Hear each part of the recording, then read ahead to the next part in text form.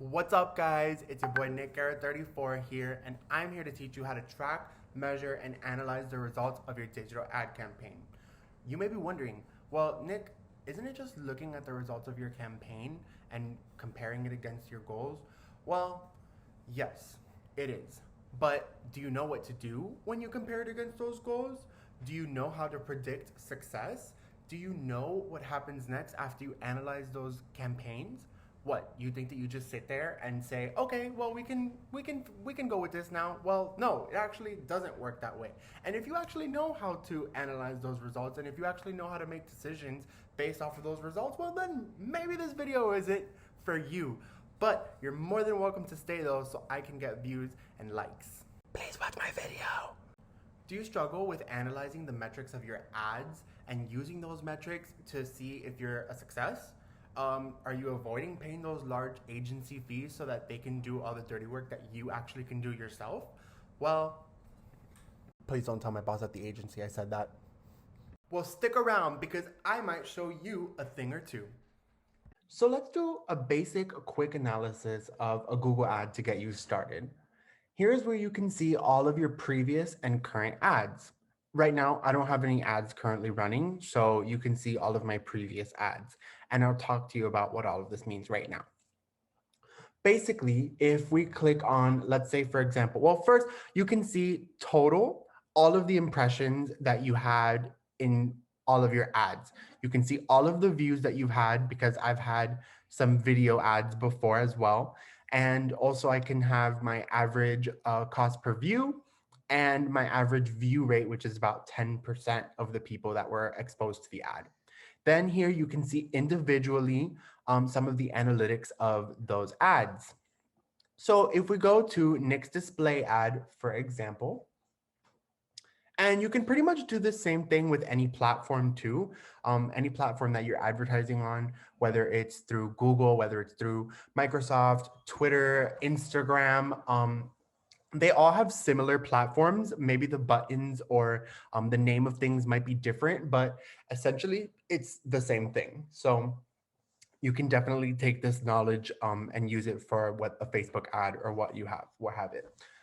Essentially, what I want to teach you here is how to interpret these findings so you can make more informed decisions. So right off the bat, you can see clicks, you can see impressions, you can see your average CPC, which I will get into that in a little bit, and then you have cost. So this is the total cost that I paid for this one ad.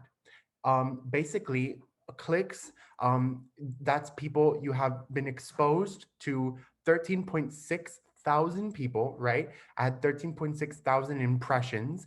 And out of those people, 144 of them clicked on my ad, right? I have an average cost per click of 16 cents per click. And then my total cost was $22.99. So what is CPC?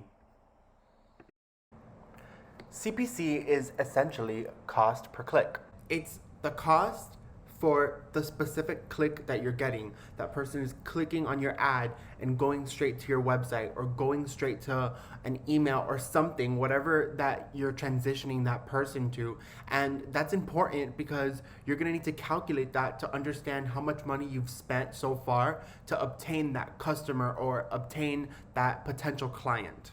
So let's go back to the Google Ads dashboard so I can show you guys a little bit more. So if you scroll down, you can see your audience that you selected when you created the ad, and you can also see where they're located. Why is this important? Well, Google has a very extensive and detailed audience list when you're setting your ads, and this will help you target your customer with your ads. By this point, you should know who your audience is. And maybe you don't have an exact idea of who they are, but you should know the general idea, like, are they interested in fashion? Are they interested in tech? Are they young? Are they college educated? For example, my ad was about me and my marketing services. I know who my audience is. My audience is business owners and entry-level marketing professionals. Hence why 23% of my audience is social media marketing services. Now, this ad was just for a project, hence why I spent so little. But the more you spend and the better insights you have, you'll be able to get more insights. Let's say you had a small budget and got the same insights. What do you do now? Well, you can take a look at your clicks and overall engagement, and compare that with your sales at the time of the ad. If you're selling a product, you'd be able to track essentially the journey that your customer takes from the second they click on the ad, and it would be easier. You can also look at your Google Analytics or whatever analytics platform you use for your website. Look at those metrics and you can see where your customers are coming from, how many of them stay on your page, how many of them bounce off of your page when they land, and you can see any increases on your engagement from your site on the day of your ad as well. So there's a lot of useful metrics that you can take from these ads that you can use to essentially see how your campaigns are performing on your website. These are important things to look at because they'll tell you if your ad actually performed well or not. And then you can use those metrics and you can use that engagement to retarget those interested parties in your ads. Now, keep in mind that retargeting is more expensive because you're targeting a much more tailored audience. But it's important to think of these analytics that are showing in the dashboard as like tools for your success in the business, right? So you need to ask yourself questions like, does this align with my goals? Am I reaching the right people? How do I reach the right people? Who's my target audience? What platforms are my target audience on? And am I on those platforms?